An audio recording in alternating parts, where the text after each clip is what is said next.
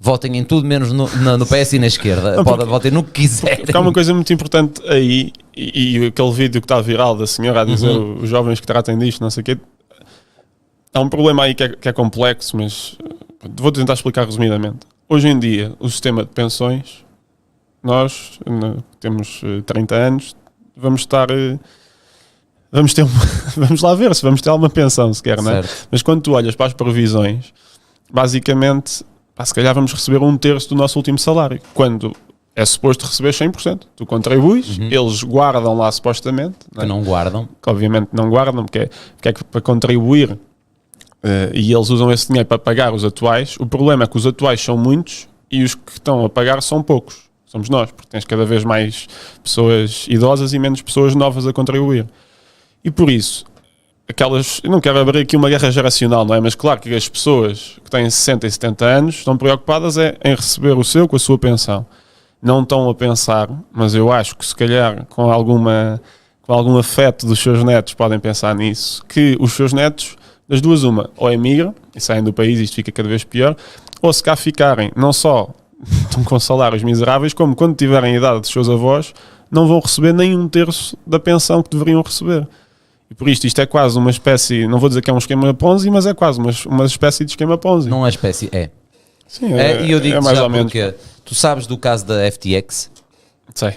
Pronto, para quem não sabe, portanto, foi uma pessoa jovem, tinha 20 e tal anos, criou uma exchange de cripto, onde se podia comprar e vender criptomoedas, né? Em que ele basicamente foi preso e está agora completamente lixado. Porquê? Porque ele andou a usar dinheiro que não era dele, né? Para fazer outros investimentos. E eu até me acredito que ele tivesse a fazer isso numa de, vou fazer esses investimentos para fazer crescer a empresa. Sim, e depois voltas a não usar esse dinheiro porque já tens o teu dinheiro para usar nesses investimentos. Eu acredito-me que até possa não ter havido maldade da parte dele e foi para fazer crescer a empresa. Mas porque é que ele foi preso e porque é que aconteceu o que aconteceu? Porque se soube que ele andava a usar dinheiro dos clientes. Portanto, isto acaba por ser um esquema Ponzi quase, não é? E o que o Estado faz, o que os bancos fazem, é exatamente isto. Usam um dinheiro que não é deles, mas quando é para eles e quando lhes interessa, está tudo bem. Porque se fosse ao contrário, se fosse eu agora, ou o Estado emprestar-me dinheiro, eu gastar o dinheiro do Estado e depois não saber se tenho para pagar, já ia preso, não é? Claro.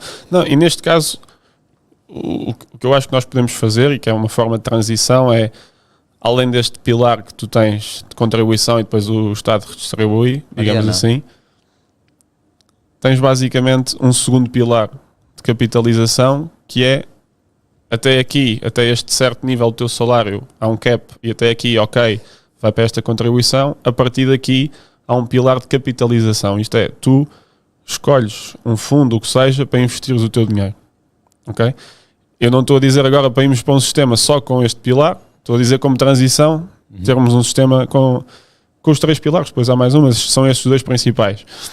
O que é preciso exatamente, nós começamos a ter o nosso dinheiro, digamos assim, não é? Em vez de estarmos só a pôr o dinheiro e esse dinheiro ser usado para pagar as pensões atuais e depois chegamos lá não há nada, é preciso também começarmos aqui a capitalizar essa parte. Isto não é nem fácil de vender às pessoas, apesar de muitos outros países terem, não é fácil de vender, também não é fácil de explicar, digamos assim, mas eu acho que era muito importante, sobretudo para quem é mais novo e se está a contribuir para a segurança social, espera ter alguma coisa no futuro. Tu não achas que faz sentido, principalmente com este problema que estás a falar dos jovens não saberem se vão receber 1/3 das pensões quando deviam receber 100%, ou não fazes ideia do que é que vão receber, ou seja, as pessoas não sabem. Sim, não achas que faz sentido ser como alguns países em que tu fazes PPR se quiseres ou se não quiseres, ou seja, e não és obrigado? Sim, mas imagina, há vários modelos. O que eu estou a dizer aqui como transição é basicamente um em que uma parte continua como está, digamos assim, e depois a outra parte desse desconto iria exatamente para uma PPR, um fundo, o que for, e depois no modelo a ajustar. E ficas isto como transição, porque isto custa muito dinheiro. Tipo, a realidade, claro. As pensões são... E por isso, eu quando chego às eleições, isto é sempre um leilão eleitoral. E eu rio-me imenso, ainda há 2 semanas, houve... O PSD tinha feito aquela proposta para os mais idosos, que era aumentar... Acho que era para 400 euros lá o mínimo, e depois o Montenegro expressou-se mal, houve uma confusão, mas pronto, Ventura no dia logo a seguir veio exigir uma pensão mínima também de 800 e tal euros, pá, custava 10 mil milhões por ano, era como se houvesse um IRS novo todos os anos. Pedro Nuno Santos agora também quer aumentar as pensões para não sei quando. Pois quer, porque estamos em eleições, não é? É isso, mas a questão é, eu percebo não, aceito, infelizmente, que toda a gente esteja agora a querer comprar votos, sobretudo dos mais velhos. Mas, primeiro, é preciso um bocadinho de seriedade, acho eu, na política, e segundo, é preciso perceber que é preciso pensar também nas pensões futuras. Não te dá nojo? Porque quem é que vai estar a pagar isto tudo? Não te dá nojo? Sabes o que eu estou a dizer? Estar ali com 200 e tal deputados, em que a maioria deles olha para o seu umbigo e para o seu partido, em vez de olhar para o seu país. Não te dá nojo? Imagina, eu não te consigo dizer, também agora fazendo um bocadinho de quase pedagogia e defesa dos políticos, eu não te consigo dizer se a maioria dos deputados que estão ali são assim, até porque eu não conheço boa parte deles, a maior parte deles, como tu sabes, nem fala no Parlamento, eu não os conheço. O PS tem quantos deputados? O PS tem 120 agora. Pronto, eu se fosse o deputado do PS e se eu visse o meu presidente a dizer claro, vamos aumentar as pensões agora para 700, 800, quando tu estavas a dizer que era como se fosse um novo IRS e que nós sabemos que é impossível, ou irias ter que cortar noutras coisas se calhar importantes, porque possível é sempre tudo, já se sabe, mas quando isso é literalmente para comprar os votos, isso iria me dar nojo. Eu ia dizer, meus amigos, eu não quero fazer parte disto. Não quero fazer parte disto. Certo. Portanto, se tu me estás a dizer, não sei se a maioria, 120 são do PS, portanto 120, metade praticamente, tem que estar ali a dizer que sim. Sim. Ao que o líder deles diz. Mas esse leilão eleitoral vai de uma ponta à outra, não é? E por isso... Então estás-me a dar razão, vai de uma ponta à outra, estás a ver? Então são quase todos. Estou-te a dar razão, mas simplesmente a frase que tu tinhas usado antes era um bocadinho... É forte, eu sei que é forte. Sim, era um bocadinho mais forte, e há pessoas efetivamente ali que eu nem conheço, por isso não vou estar a fazer juízo de valor sobre isso. Claro que em termos políticos, que é agora isso que estás a falar, obviamente que sim, não é? E nós também, quando não dizemos certas coisas...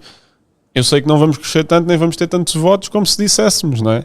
Mas isso também é uma escolha de como se está, basicamente. Não é? Eu sei que também se agora fosse para a televisão dizer que queria pensões a 800 ou 900 ou 1000, ou que no mínimo tinha de ser igual ao salário mínimo, ou que o salário mínimo vai para 1000 euros, como Pedro Nuno Santos disse ontem, também íamos se calhar ter mais votos.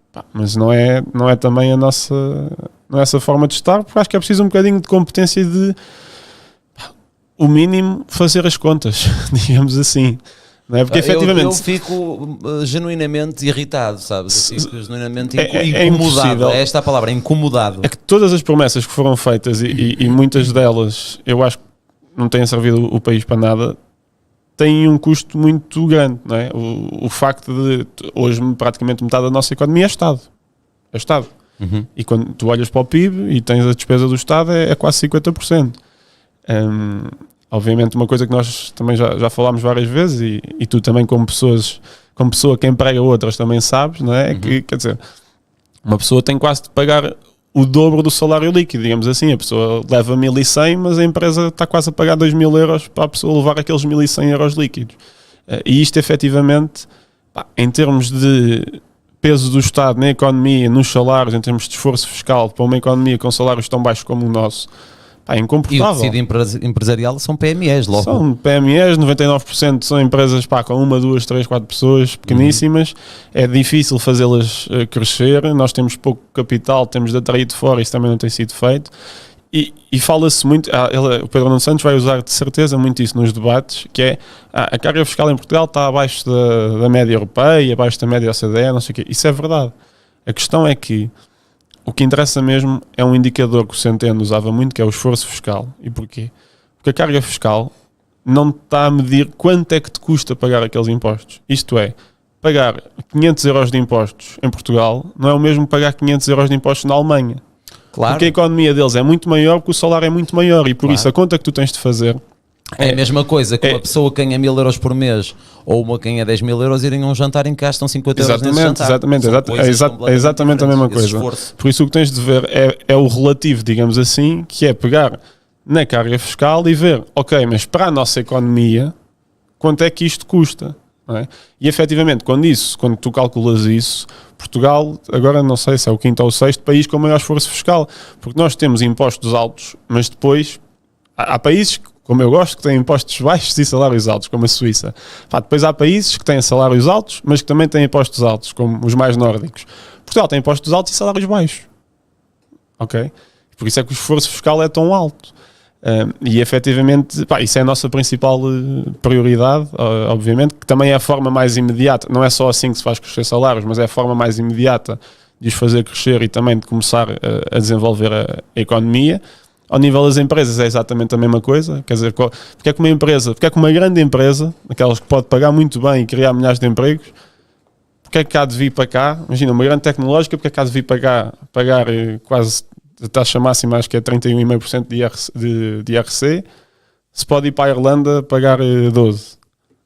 Tipo, Não vai. não vai. E foi por isso que... Acho que não é preciso ir tão longe. Porque é que tens pessoas portuguesas com muito dinheiro que não têm empresa cá? Sim, não têm empresa cá, Antes de irmos aos de fora, vamos pensar nos de cá, não é? Que as pessoas com realmente muito dinheiro em portuguesas não têm o dinheiro cá, te garanto. Sim. E tu sabes disso. Eu sei disso, e isso também é uma coisa muito falada, que é, efetivamente, estes impostos todos afetam sobretudo a classe média e a classe mais baixa, porque quem tem mesmo dinheiro também tem... Já não existe classe média, Bernardo, deixa-me só dizer-te isto. Já lá vamos. Mas quem tem efetivamente muito dinheiro também tem dinheiro suficiente para pagar a empresas, para fazer planeamento fiscal, para sair de Portugal, etc. Enquanto, quer dizer, um cidadão médio não consegue fazer isso. E isso obviamente é um problema e é uma das nossas principais prioridades. E é mais um motivo, mais uma vez, nós propusemos uma grande descida do IRS e não foi só o PS que votou contra, o PSD também votou contra. E por isso também é mais um dos argumentos que é, nós temos de mudar sim, mas temos de mudar mesmo. Percebes o que eu estou a dizer? Não pode ser só uma alternância, tem de ser uma alternativa. E eu obviamente que acho que o PSD é melhor que o PS, mas eu acho que se for o PSD sozinho não vai fazer muito diferente. Mas não consegue sequer.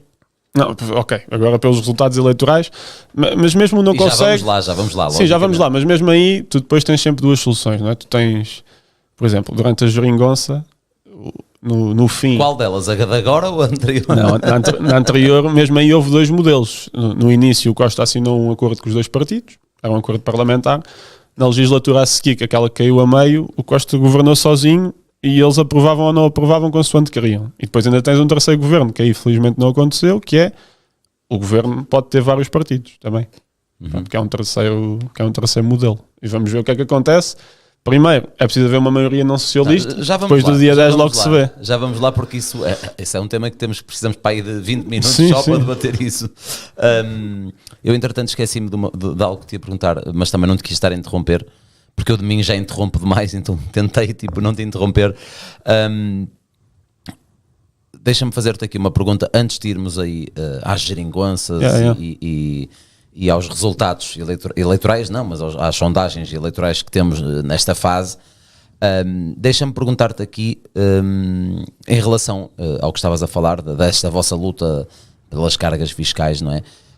E vocês concordam com certeza, e tu concordas, mas concordas com o que eu vou dizer agora, mas depois a pergunta vai ser: como é que vocês vão conseguir que haja esta mudança de mentalidade?